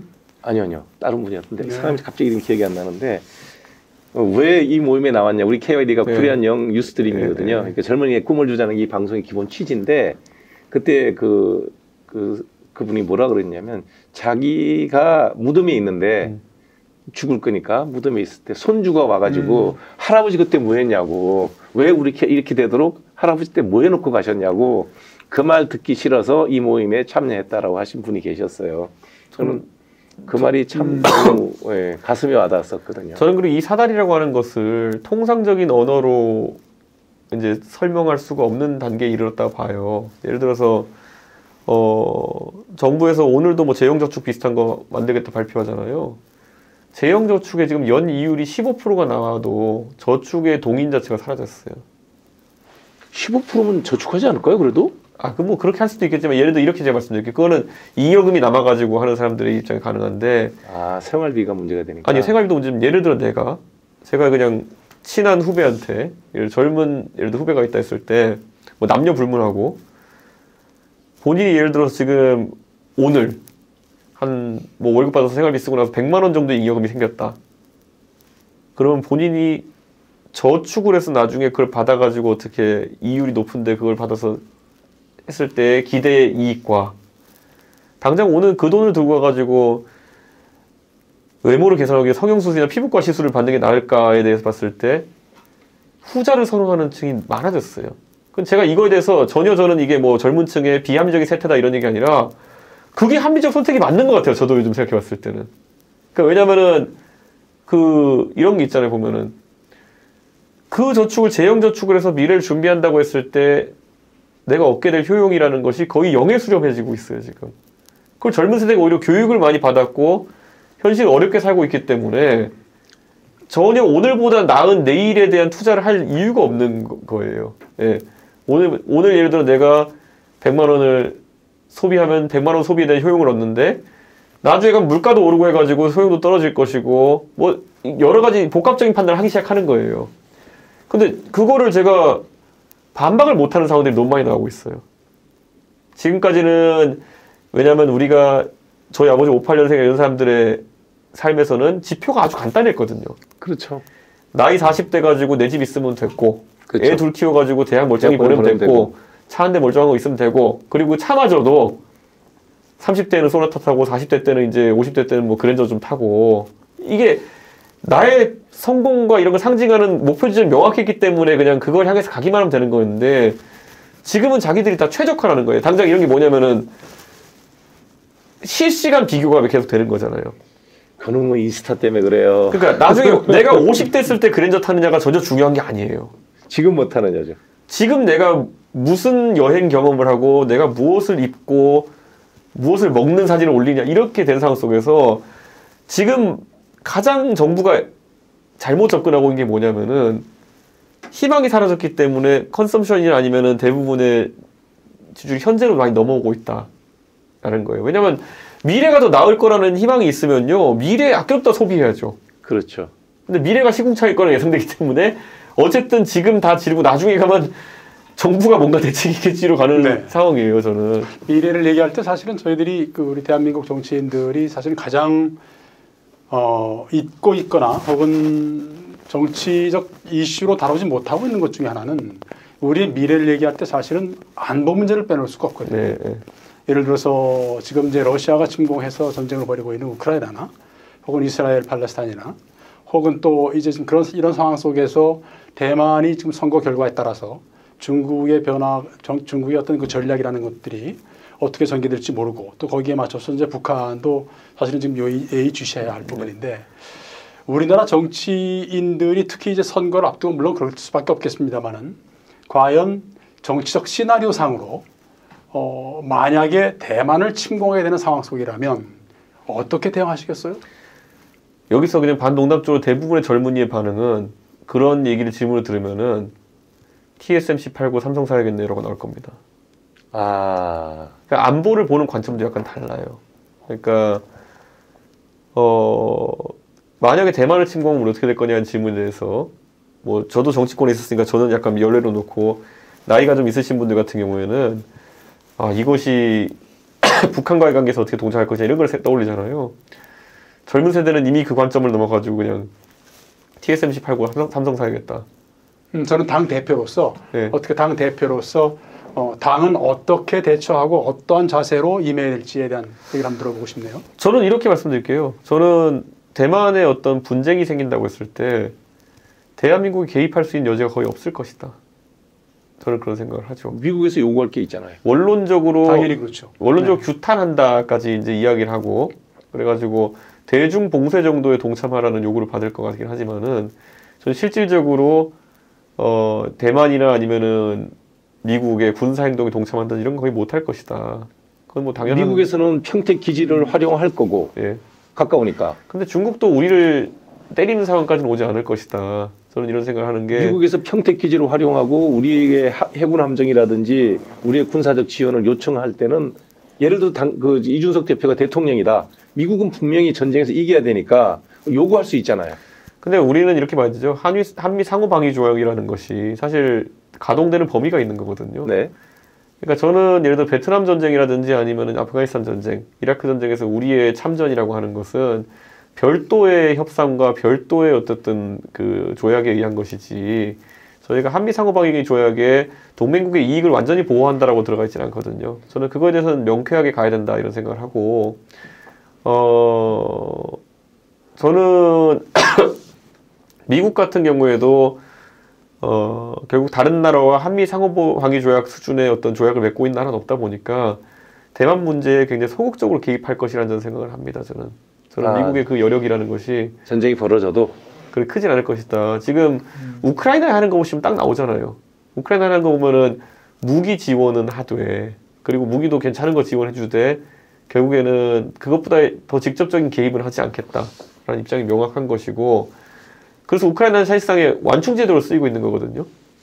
그러니까 결국에는 그 안에서 러시아가 우크라이나에서 힘 빼라 정도의 완충지대로 쓰일 정도로만 저는 미국은 대응하고 있다는 생각을 해요.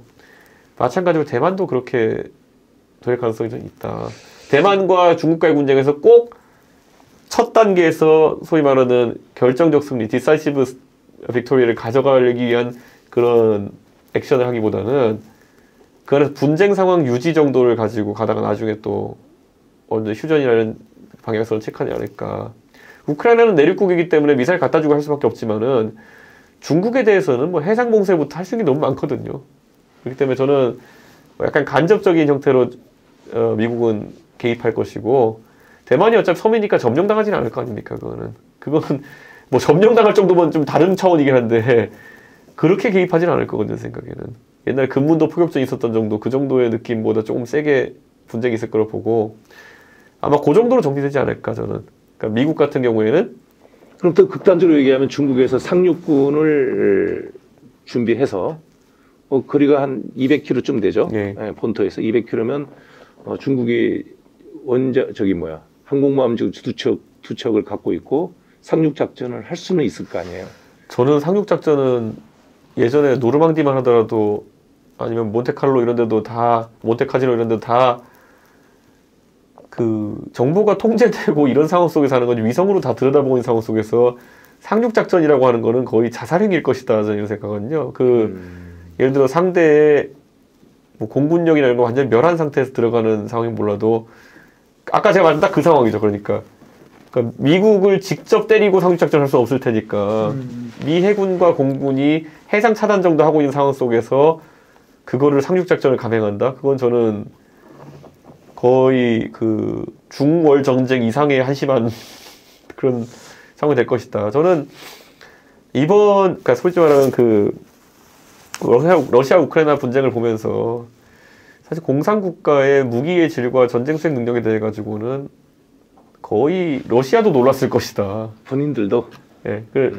중국도 지금 그 상황에서 소위 자기들이 스펙만 맞춰놓은 전투기나 이런 것들에 대해 가지고 뭐 이런 것들 전투기 이런 거 가지고 아니면 급조한 항공모함 이런 걸 가지고 나섰다가 이런 거죠. 옛날에 보면은 이런 게 있어요. 옛날에 청일 전쟁 때 보면은 이홍장이 우리가 북양 함대가 얼마나 큰데? 북양 함대가 아시아 최강의 함대다 그래서 뭐 어디 독일에서 온 뭐 정원함, 진원함 이런 거 배수량이 일본보다 훨씬 크니까 우리가 가가지고 했는데 쑤셔가지고 포를 쏘니까 포탄이 없네 뭐 이런 거잖아요. 뭐 진흙을 쏘고 막 이런 거잖아요. 그러니까 저는 군수 문제도 있지만은 결국에는 그런 리스크를 중국도 알고 있을 거다. 왜냐면 중국이 만약에 이번에 러시아는 주변에 패권 국가들이라는 게 별로 없으니까 우크라이나 정도하고는 싸우는 거지만은 중국은 자기들 예를 들어 뭐 젠 전투기나 아니면 그 약간 짝퉁 23 같은 그런 것들이 실전에서 만약 무너지는 모습이 보이기라도 하면은 정권이 무너지죠 거기는. 정권이 무너진 정도가 아니라 중국 공산당이 그 내부적으로 감내할 수가 없을걸요? 네, 그럴 수도 있겠네. 군을 통해서 지배되는 그 공산당이라는 시스템이, 군사 주석을 통해서 지배되는 시스템이라는 것이 유지되기 어려울 것이다. 저는 이런 생각하고, 상륙은 또 다른 차원의 문제인데, 그렇죠. 이거를 했는데 만약에, 뭐, 상륙 실패, 이런 버리면 정권 무너질 수도 있다, 저는 보거든요, 이거는. 우리다. 그러니까 우리가 러시아 하는 걸 보면서, 야, 저거 푸틴 무너지는 거 아니야? 이랬던 것처럼. 중국은 훨씬 더 골치 아픈 상황이 발생할 수 있다. 왜냐하면 공산권 국가의 무기들의 뻥 스펙이나 이런 거는 너무 대단해가지고, 그러니까 소련도 초기에 그 2차 대전 초기에 허접했다가 하면서 이제 질이 개선돼가지고 그렇죠. 맞아요. 이제 된 건데, 단기전에서 저는 중국이 이렇게 자신감 있지 않을 거다. 왜냐면 자기들이 보세요, 뭐 스텔스기도 만들었다고 하는데 다 띄워야 될 거 아니에요. 네. 안 띄우면 안 띄웠다고 욕먹을 것이고, 띄우면은 전부 다 이제 시험의 대상이 되는데. 그러기에는 우리가 너무 욕심. 그러니까 당장 이번에 우크라이나 러시아 전쟁 같은 경우에도 러시아가 비행기 못 띄우잖아요. 그렇죠. 예. 수호인이 뭐 다 갖고 있어도 띄웠는데 뭐 휴대용 대공 미사일 날아가고 이러니까 못 띄우잖아요. 이거는 치명적인 거죠. 그러니까 그 중국이나 러시아 같은 나라 입장에서는 그런 리스크 때문에 아마 중국이 미사일 공격 정도는 할 수 있겠다. 그게 제가 아까 말했던 뭐 금문도 포격전 같은 느낌의 그러니까 과거의 금문도 포격전으로 서로 이것만 주고받았던. 근데 금문도 상륙전을 못 하잖아요. 그때 상륙은 못. 지금도 뭐 그대로 상륙 못 하죠. 그러니까 그런 것처럼 미사일 현대판 포격전으로 미사일 정도 쏘고 어디 뭐 땅 때리고 TSMC 맞추고 이런 건 하려고 시도할 수 있겠다. 그런데 뭔가 공군력이나 육상 전력을 이용하기에는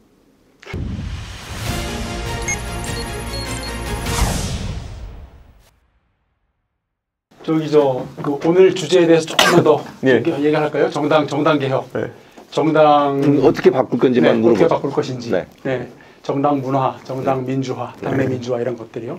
왜냐하면 이제 제가 저희들이 사용할 자료 중에 하나가 그 우리나라의 그 1948년부터 현재까지 네. 당 모든 정당들의 당 수명이 네. 평균 얼마일 것 같아요? 당명 바꾸는 거까지 포함하면 한 3, 4년 되지 않을까요? 네. 오, 3년. 정확하네. 네, 정확히 보셨네. 네. 근데 보수 계열은 네. 5.3년이에요. 조금 네. 더 길어요. 네. 근데 이제 좌 그다음에 중도파는 뭐 바로 세웠다 바로 또 그냥 봉합하고 이제 그런 것이 되는데 그 미국의 그 민주당 몇 살인지 알아요? 잘 아실 것 같아요. 최소 200년 될 것 같은데. 네, 딱 200년. 네. 네. 1823년에 세웠어요. 화분에 나온 거 맞네. 왜요? 200년 딱 됐어요. 그 우리나라는 그러니까 재밌는 게 말이죠. 그 각 나라들의 지금 현존하는 정당들의 당 나이 합을 비교하면 재밌는 게 나와요. 당 나이에 합? 당 나이 합. 우리는 그게 해봐야 뭐냐면 5살밖에 안 되겠네 그러면. 5살보다 조금 더 하죠. 한 뭐 20살, 15살, 20살 될 거예요. 다 합치면. 정의당이 다 오히려 합치면. 길어요. 네. 정의당이 10년 다 됐어요. 합치면. 근데 영국 같은 경우, 미국 같은 경우, 스웨덴 같은 경우는요. 650년이에요. 그렇죠. 5개 정당에다가 플러스 3인데 그래서 650년. 그다음에 미국도 400년이 넘죠. 네. 그렇죠. 영국도 마찬가지고. 근데 레이버 때문에 그렇게 하지만 그렇죠. 그럼에도 불구하고 120년이잖아요. 120년. 그러니까 현존하는 정당의 나이의 합이 결국 민주주의 그러고 보니까 지혜예요. 신기한 게 사람 나이보다 짧다는 게 이상하네. 사람은 그렇죠. 죽지만은 정당은 네. 남아 있어야 되잖아요. 네. 그거 약간 예외가 조선노동당이 80년인데. 아 그렇긴 하죠. 그건 대부분 민주주의 국가에서. 조선노동당. 민주주의 국가에서. 예. 네. 그래서 이제 결국은 핵심이 예. 우리나라에도 100년 정당이 나올 경우는 어떻게 해야 되느냐. 그거에 대한 각오나 이런 얘기를 한번 들어보도록 하죠. 저는 결국 공천제도 안정성이라 봐요. 결국 정당이 흩어지고 깨지는 이유 중에 여러 가지가 있겠지만은 우리나라에서 철학적 이유로 깨진 정당은 그렇게 많지 않다 보고 결국에는 과거 민주화 과정에서 인물 중심 정당들이 많았기 때문에 그것의 계승이 그래서 총재가 있던 시절에 제왕적 대표 권력이라는 것이 아직까지 계승이 좀 되고 있고 저는 미국식 원내 정당화까지는 아니더라도 공천제도의 합리화는 필요할 것이다. 이게 법제화가 돼야 될 것이다. 네. 그래서 저는 그냥 마음 먹고 전략 공천의 가능성 자체를 법으로 금지해도 저는 괜찮겠다. 그게 이제 오픈 프라이머리나 이런 것들을 강제화하는 것인데 이렇기 때문에 이제 다선 의원이 늘어나고 그리고 또 뭐 사람 교체가 어려워진다는 단점은 있을 수 있겠는데 저는 사람 교체가 장점이라고 이어지려면 더 나은 사람이 들어와야 되는데 지금은 바꿔보니까 더 이상한 사람이 들어와. 그 구조가 됐어요. 아예 더 이상한 사람이 들어오는 게. 그래서 저는 큰 단점은 아닐 것이다 그렇게 간다 해서. 그러면 개혁신당은 그런 정강 정책에서 공천 문제에 대해서 100년 정당이 될 수 있도록 만들어. 지금은 못하죠. 지금은 제가 이제 오히려 국민의힘에 있을 때는 그 공천 자격 시험 같은 것들 이렇게 한다고 했던 게 사실 그때도 무슨 뭐 노인을 배제하려 한다는 얘기부터 많았지만요. 운전면허 반납시키잖아요. 그렇죠. 예. 예. 예, 이제 나이 많으신 분들이 그렇죠. 운전을 하는 것 자체가 길거리에서 위험하다, 다른 사람에게 위험을 주는 행위다라고 하면요. 저는 오히려 이제 그런 시험을 보라고 했던 이유 중에 하나는 뭐냐면요. 정치를 하는 데 있어가지고 나이가 아니라 그 능력치가 안 되는 사람이 정치한다는 거는 운전 따위의 권리보다는 훨씬 큰 국가에 대한 위해예요. 예. 그건 저는 그런 발상이 저는 좀 이루어져야 되는 게 아닐까. 정치가 무슨 훈장처럼 이제 막판에 인생 막판에 달고 나가는 게 돼서 큰일 난다. 생산성이 나와야 되는데 그게 안 되면 큰일 난다 이런 생각 때문에 저는 그걸 꼭 바꿔보고 싶었고 능력주의라는 게 그래가지고 항상 그런 관점에 등장하는 건데 능력주의가 두 가지가 있어요. 능력 순으로 줄 세운다가 이제 줄 세우기형 능력주의고요. 또 하나는 기초적으로 일을 수행할 능력이 있는 사람들에게 일을 맡긴다라는 개념이 있어요. 예. 그러니까 운전면허 추구하는 건 후자겠네요. 그렇죠. 운전면허 시험이라는 게 1등부터 10등까지 면허 주는 게 아니잖아요. 예, 절대 점수 몇 점 이상이면 주는 거잖아요.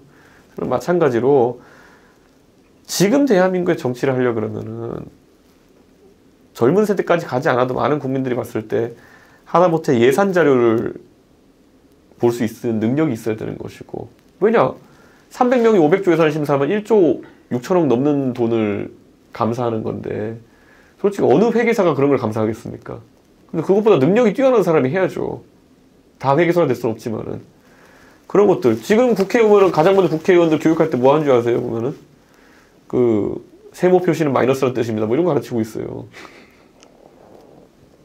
그런 거 저는 굉장히 좀 바뀌어야 된다. 예. 네. 그런 생각입니다. 지금 우리나라 공무원들 예를 들어 5급 공무원 이런 거 되려면 시험 엄청나게 잘 봤는데 그 사람들을 어떻게 무능력자가 감사한다는 겁니까? 근데 지금도 보면 각 당에서 영입하는 인재라고 흔히 말하는 인재 영입이라는데 내가 볼 때 셀러 뽑아가는 건데 얼굴 팔린 사람들 뒤에 뽑아가는 거잖아요. 그 사람들이 과연 그런 거 할 수 있는 능력이 될까요? 저는 그 사람들이 그래서 이제 가가지고 사고 치는 거 많이 봤거든요. 예. 지금 뭐 저는 그냥 그 국회의원에 대한 공천이라는 것 아니면 지방에 대한 공천이라는 것이 심사를 왜 하는지를 모르는 단계가 됐어요. 예를 들어 국회의원이 예를 들어 250명 지역구가 있는데 공천관리위가 무슨 수로 한 열흘이나 20일 남짓하는 기간에 253개 지역구에 한 1000명 정도 된 사람의 인생을 평가합니까? 일반 기업에 사람 뽑으라면 그렇게 뽑겠습니까? 253명의 직원 뽑는데 10명이 막 7명 정도의 공관위원이 열흘 동안 뽑아라 이렇게 하겠습니까? 그거는. 근데 하물며 국민의 대표인데 그렇게 뽑아서 되겠습니까? 공천할 때. 그러니까 저는 불가능한 일을 애초에 하고 있는 거다. 전 그래서 사실은 대한민국 정치, 우리 정당 정치 문제점 중에 하나가 예. 공천 과정의 어떤 그 민주적 그 진행뿐만이 아니라 어떻게 하면 인재를 뽑을까도 중요하지만 그 인재를 배출하는 것이 중요하다.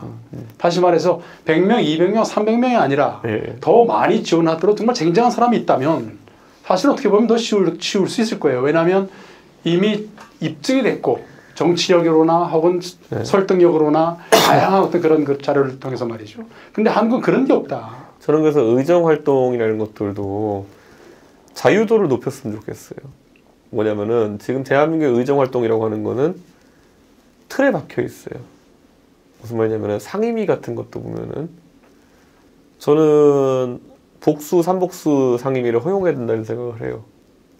그러니까 지금 뭐 예를 들어 과학기술, 방송통신 이런데 과기방송위 이런데 가면은 방통위 가보면은 과학기술과는 조금 더 연관 없는 사람들이 막 하고 있는 경우도 많고 과기 방통을 엮어버리니까 맨날 방통으로 가서 KBS 사장 누구 하냐로 다 시간 날리고 과기는 할 일이 없고 뭐 이런 문제 생기고 있고 그러니까 상임위 같은 걸 더 잘게 나눠가지고 대신 복수 상임위를 할 수 있게 하자라는 그런 첫 번째 자유도가 필요하고 두 번째로는 국회의원들 돈 쓰는 거에 대해서 돈을 풀어줘야 된다.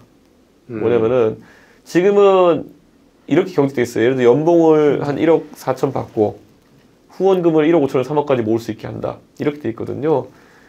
저는 거꾸로 연봉에 있어서는 뭐 줄이든지 뭐 동결하든지 되는데 성과급의 형태 또는 후원금의 그 모이는 정도는 더 크게 열어줘야 된다고 생각해요. 최근 시네마 저는 반대 반대 생각인데. 이게 왜 그러냐면요. 그 후원금도 그렇지만은 그 이 경직성 때문에 어떤 문제가 생기면은 후원금이 사실상 민원 처리용으로 사용되는 게 굉장히 많거든요. 그러다 보니까 이제 저는 약간 뭐냐면 정책 개발 이런 거 쓰려면요. 여기서 더 큰 돈이 모일 수 있게 해야 돼요. 무슨 말이냐면 예를 들어 우리가 국민들에게 예를 들어 내가 진짜 아주 중요한 조사를 해보고 싶고 진짜 중요한 법률 설계를 해보고 싶은데 전문가들을 모시고 이렇게 해보고 싶다 그러면은 후원금 1억 5천 받아가면 안 된다. 난 진짜 국가를 대개조할 정도의 어떤 그런 정책을 입안하고 싶다 그러면은 아니 뭐 국민들이 공감하면 10억도 모아줘야 되는 거 아니냐 요즘 세상에. 저는 그런 생각인데 후원금 자체를 너무 생활비 쓰는 정도로 묶어놨어요. 이걸로 간담회비 정도 쓸 수 있는 정도로 묶어놨다 보니까 저는 반대로 네. 정치 자금 혹은 그러니까 후원금을 자유화시킨다 그러면 미국 정치화되고 혹은 제대로 정책 개발하는 데 쓰지 않고 자기 PR을 한다든지 아니면 그러니까 TV에 광고를 낸다든지 그런 쪽에 더 많이 투자할 것이지. 예를 들어서 만약에 묶어놓는다면 만약에 그 후원금도 정책 개발에만 꼭 써야 된다는 것 형식으로 묶어놓는다면 좋은데 가장 큰 문제는 돈과 정치는 분리되는 게 좋다고 봅니다. 유럽에서도 어떻게 보면 돈과 정치를 가급적이면 분리시켜 놨기 때문에 어떻게 보면 더 혼자서라도 그 정책을 개발하려고 노력하는 것이고 또 한국에서도 사실 가능한 제도는 있죠. 예를 들어서 그 입법조사처도 있고 네, 그런 것도 있고 예를 들어서 그러면 정부에서 지원해 주니까 국가에서 지원해 주는 어떤 그 정치 그 자금 같은 경우도 정당 보조금 같은 경우도 풀제를 통해 가지고 그러면은 정말 그 정책을 더 그러니까 준비하고 법안을 제출할 사람들을 위해서는 더 많이 활용할 수 있는 방법은 많이 있기 때문에 꼭 굳이 전문가들을 1억 5천 뭐 몇 억을 써가지고 할 필요는 없을 것 같다는 생각이 들고요. 실제 이런 게 있어요. 어떤 게 있냐면은 그 지금 대한민국의 그 국회의원 보좌관 9명 둘 수 있다 이런 얘기 하는데 9명의 급여 체제가 굉장히 경직돼 있잖아요. 그러다 보니까 미국 같은 경우에는 상원 의원 같은 경우에는 운영 경비 총액을 두고 이제 그 안에서 당신이 마음대로 사람을 뽑든지 뭐 피자를 사 먹든지 마음대로 해라 이런 건데 우리는 공무원으로 등록하고 9명의 급수도 정해놓고 하다 보니까 여기서 항상 문제가 생기는 게 뭐냐면요. 사람이라면 예를 들어 고용을 해가지고 뭐 프로젝트를 맡기거나 할 때 임용으로 그러니까 보좌진 임용으로서 그 사람을 쓸 수 있는 방법이 없어요. 그렇기 때문에 결국에 연봉 9천 정도가 8,800인가 그 정도 9천 정도가 이제 4급 보좌관의 맥시멈인데 그걸 안 되면 이제 그게 그 사람으로 누군가 연구원을 채용해가지고 자기가 정책 개발할 수 없으면은 그 다음에 할 수 있는 게 후원금으로 용역 주는 거거든요. 근데 그 액수가 현저히 낮은 거예요, 지금 보면은. 1억 5천 정도면은. 얘는 규모 있는 용역이라는 걸 하기 위해 가지고는. 그러다 보니까 건드리질 못하죠, 아예. 여러 가지 사안들에 대해 가지고. 네. 사실 좀 규모가 있는 프로젝트를 하는데 사람이 한 3-4명 달라붙어야 되고 이러면은 당장 인건비에서부터 1억 5천 다 쓰고 시작하는 거거든요. 그러니까 제가 한번 국회의원을 해볼 생각을 갖고 계산을 해봤어요. 네. 저는 이준석 대표와 생각이 비슷한데 저는 뭐 후원금 받지 않고 내 돈 쓰면 되는 사람이니까 네. 내가 4년 국회의원을 똑바로 남 눈치 안 보고 좋은 법안을 1년에 한 2개씩 내는 정도로 계산해 봤더니 1년에 10억 정도를 써야지 좋은 사람을 데리고 갈 수 있어요. 그러니까 분야에 예를 들면 최 교수님 같은 분을 내가 모셔다 놓고 여러 가지 이런 정책 아이디어를 받아내려고 그러면 월급은 줘야 될 거 아니에요. 수고비는 들여야 될 거 아니에요. 그런 들어가는 돈이 1년에 10억은 들더라는 거죠. 근데 이게 만약에 이게 그 미국처럼 사무실 운영비에 들어가게 되면은 도덕적 해이가 발생할 수 있어요. 예를 들어서 그 10억을 헐어가지고 갑자기 뭐 그 용역을 줘버리고 리베이트 받고 이러면 큰일 나잖아요. 근데 적어도 이 후원금 안에서 이 한도가 늘어나게 되면 제 생각으로는 어쨌든 아주 그 뭐가 될까요? 열성 지지층 정도가 붙어야 10억을 만들어줄 텐데. 그렇죠.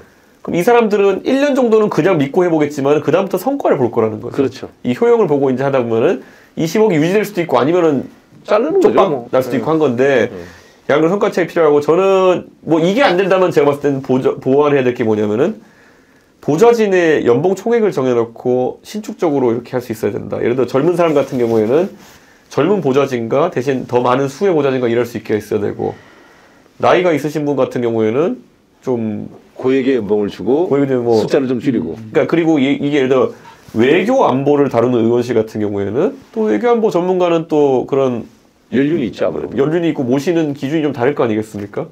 근데 예를 들어서 뭐 과학기술이나 문화예술을 다루는 것 같은 경우에는 젊은 사람들이 많이 있는 게 또 좋을 수 있고 이게 좀 신축성이 있어야 되는데 그게 안 되다 보니까 국회의원실에 딱 인력 구조가 너무 똑같아요. 아, 네. 4급이 뭐 정책하고 그다음에 뭐 수석이라고 해서 그 사무실 관리하게 하고 둘이 있는데 5급부터 이제 뭐 정무 정책 이렇게 하고 그다음에 저 뭐 8급이 운전하고 9급이 뭐 회계 보고 뭐 7급이 일정하고 뭐 이런 식이거든요.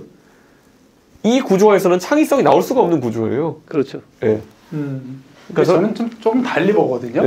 달리 보는 게 뭐냐면 국회의원 한 사람 한 사람이 예를 들어서 뭐 싱크탱크를 운영하는 것도 아니고 그만큼 또 완전한 뭐 어떤 정책적인 어떤 이해도나 혹은 전문적인 어떤 그런 정책집이나 정책책을 만들어내는 게 아니라 본인이 공부한 만큼 또 그다음에 국민을 위해서 법안을 만들어내고 혼자서도 국회 도서관 가가지고 공부하면서 충분히 법안 만들 수 있다는 거죠. 근데 그래서 그런 거예요. 제가 그래서 그 시험 보는 걸 원래 하려고 했던 게 잘 생각해보면 지방의원이잖아요. 지방의원은 보좌관도 없어요. 그러니까 무능력자를 뽑으면은 그 의원 자체가 하는 의정활동이 무능력할 수밖에 없는 구조예요. 그래서 저는 더더욱 시험 보자는데 여기에 대한 반발이 셌어요. 그것 때문에 뭐 당대표 쫓겨날 때도 가장 큰 원인 중에 하나가 그 시험 보는 것 때문이라는 얘기도 있었잖아요. 근데 이걸 뒤집어 말하면 뭐냐면요. 국회의원도 마찬가지 저는 그렇게 생각해요. 국회의원도 국회의원 개개인이 굉장히 능력이 있어야지 그렇죠. 그건 중요하다고 생각하는데 그거를 거부하는 가장 중요한 논리가 보좌진이 있으니까 괜찮다예요. 국회의원은 대표성만 가지면 되는 것이지 한 사람 한 사람이 예를 들어 뭐 워드를 칠 줄 알아야 되고 최소한 회계자를 볼 줄 알아야 되고 이런 게 아니다. 국회의원은 그냥 국민의 대표다 이런 인식인 거거든요. 그게 이제 북유럽식 정치 모델과 다른 게 북유럽에서는 개개인이 이제 그렇죠. 정치활동 주체로 인정받지만 대한민국은 그냥 대의성만 인정받는다는 거예요. 그래서 이게 저는 그래서 이 보좌진과 후원금 구조에 대해 가지고는 저는 성과주의를 위해서 후원금을 좀 더 확대할 필요성.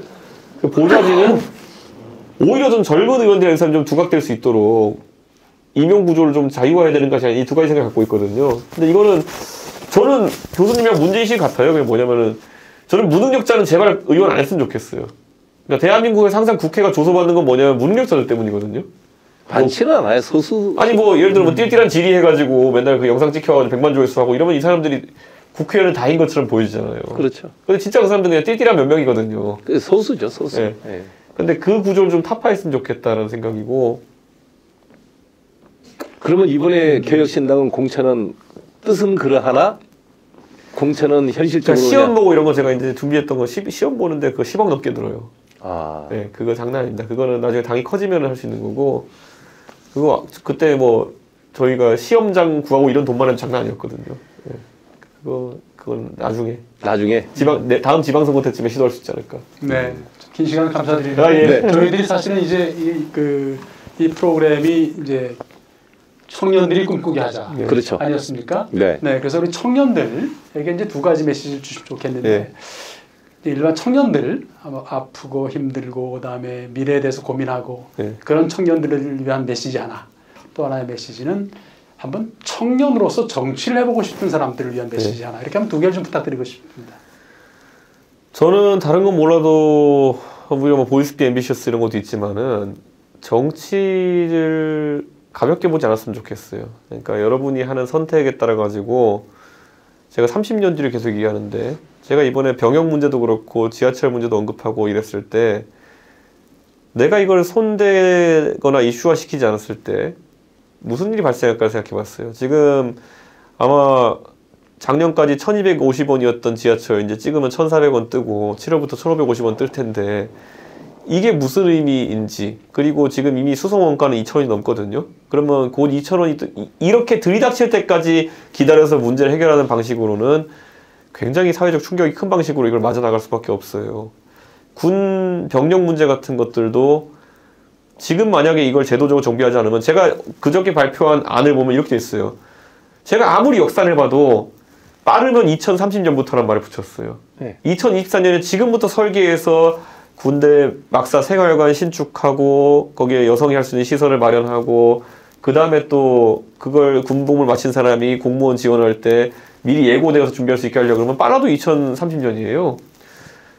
근데 제 생각에 2030년이면은 병력 부족 사태를 이미 발생해요. 이미 네. 발생하고 정면을 네. 맞닥뜨린 뒤거든요. 네. 그럼에도 불구하고 지금 관성에 따라가지고 이걸 무슨 갈라치기 이렇게 하는 사람들은 대부분의 사람들 여러분 TV 틀어놓고 오시면요. 6년 뒤에는 은퇴해 있을 사람들이에요. 예, 그런 사람들이 하는 말이 여러분의 미래를 결정하지 않았으면 좋겠다. 저는 그런 생각을 하고 정치라는 건 이렇게 보시면 돼요. 넓은 의미의 정치가 있고 좁은 의미의 정치가 있어요. 좁은 의미의 정치는 뭐 국회의원이 되고 뭐 당대표가 되고 이렇게 어떤 선출되어가지고 권력을 행사하는 것처럼 보이지만은 넓은 의미의 정치라는 거는 내 주변의 내 삶을 좀 더 낫게 바꾸려는 모든 행동이 정치거든요. 근데 그거는 첫째가 문제의식을 가지는 것, 그리고 두 번째가 내가 실제로 책임감을 가지고 거기에 시간을 투자하는 것이거든요. 그러니까 저는 여러분이 속한 단위에서 선출되지 않아도 아니면 좁은 의미의 정치를 하지 않아도 할 수 있는 것들이 있을 것이고 이런 것들 하시다 보면 자기가 잘한다 싶으면은 그때 정치에 도전할 수 있다. 남들과 다른 대법을 제시할 자신감 그리고 그걸 밀어붙여서 성과를 낼 자신감 이게 있는 분들이 정치하시면 잘 될 거다 이렇게 생각합니다. 네. 한원장님 혹시 마지막으로 질문? 저는 뭐 아주 현실적인 질문을 한번 다시 예. 드리겠습니다. 원내 진출에 대한 본인의 원내 진출에 대한 예. 성공 가능성이 높은 보관이 있나요? 저는 뭐 열심히 하는 것 외에는 지금 고민하고 하지 않고 있지만요. 네. 전략적인 생각들은 하고 있습니다. 네. 네, 전략적인 판단들을 할 겁니다. 예, 22대에는 이게 국회 배지 달고 있는 이준석 의원을 한번 보고 싶습니다. 예, 감사합니다. 네. 네, 상 고맙습니다. 시간 고맙습니다. 예, 감사합니다. 네.